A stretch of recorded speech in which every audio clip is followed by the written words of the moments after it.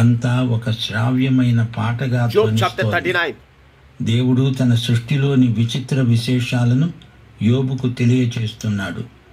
యోబు సమస్యకు పరిష్కారంగా తన సృష్టి రహస్యాలను వివరిస్తున్నాడు. సగటు మానవుడు జీవితకాలమంతా పడే శ్రమ యోబు కొన్ని దినాలలోనే అనుభవించాడు. బాధ దుర్భరం అనిపిస్తోంది.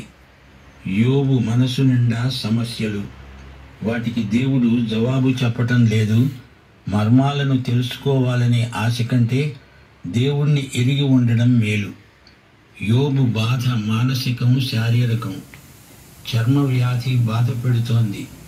స్నేహితుల సూటి పోటీ మాటలతో అతని మనసు ఎంతో గాయపడింది. కాలం చల్లినట్లు అనిపించింది. తన బాధలో సంధి ప్రేలాపనలుగా ఏమేమో అన్నాడు. గాని తన దేవుణ్ణి మాత్రం యోబు విడువలేదు. దేవుడు తనతో నేరుగా ఎందుకు మాట్లాడాడు? దేవుని మౌనం యోబు బాధను రెట్టింపు చేసింది. ఇదంతా సైతాను నిర్వాకం అని యోబు ఎరగడు. తన శ్రమలకు కారణమేదో దేవుడు తనకు స్వయంగా చెప్పాలి. సరే, అతని ఆశ నెరవేరింది. దేవుడు తన సృష్టి వైభవాన్ని విడమరిచి చెబుతున్నాడు. దేవుడు అంటున్నాడు, యోబు, నీ శక్తి ఏపాటిది? నీ జ్ఞానం ఎంత? నీవు ఈ విశ్వమంతటిని నడిపించగలవా? దేవుడు ఇదంతా చెప్తున్నాడు గాని నీతిమంతుడికి ఎందుకు శ్రమలొస్తాయో కారణం చెప్పటం లేదు. దేవుని బిడ్డలారా, వింటున్నారా? యోబుకు కావలసింది దేవుడు. తన ప్రశ్నలకు జవాబు రాకపోయినా యోబుకు దేవుడున్నాడు. అది చాలు. సైతాను దేవుణ్ణి సవాలు చేశాడు. యోబు చేత పాపం చేయిస్తానన్నాడు గాని సైతానే ఓడిపోయాడు. యోబు లేదు. యోబు గాని అతని స్నేహితులు దేవుణ్ణి గురించి చెప్పిన మాటలు వారి అజ్ఞానాన్ని బయలుపరిచాయి. యోబు స్నేహితులకు గర్వభంగమైంది. యోబు తన విశ్వాస పరీక్షలో గెలిచాడు. నోవహు, దానియేలు, యోబు అనే నీతిమంతులు ముగ్గురు వాక్యంలో చిరస్థాయిగా నిలిచిపోయారు.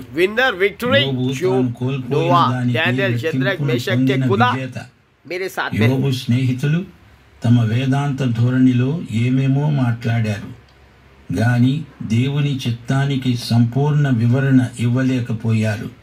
శ్రమలు దేవుని బిడ్డల ఆధ్యాత్మిక పరిశ్రమలు.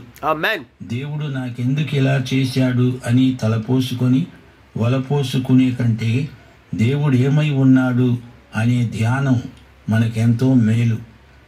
యోబు గ్రంథం అనేక ప్రశ్నలను రేపుతుంది. ఈ ప్రశ్నలకు జవాబులు కొత్త నిబంధనలోనే దొరుకుతాయి. క్రీస్తునందు యోబు ప్రశ్నలకు జవాబులున్నాయి.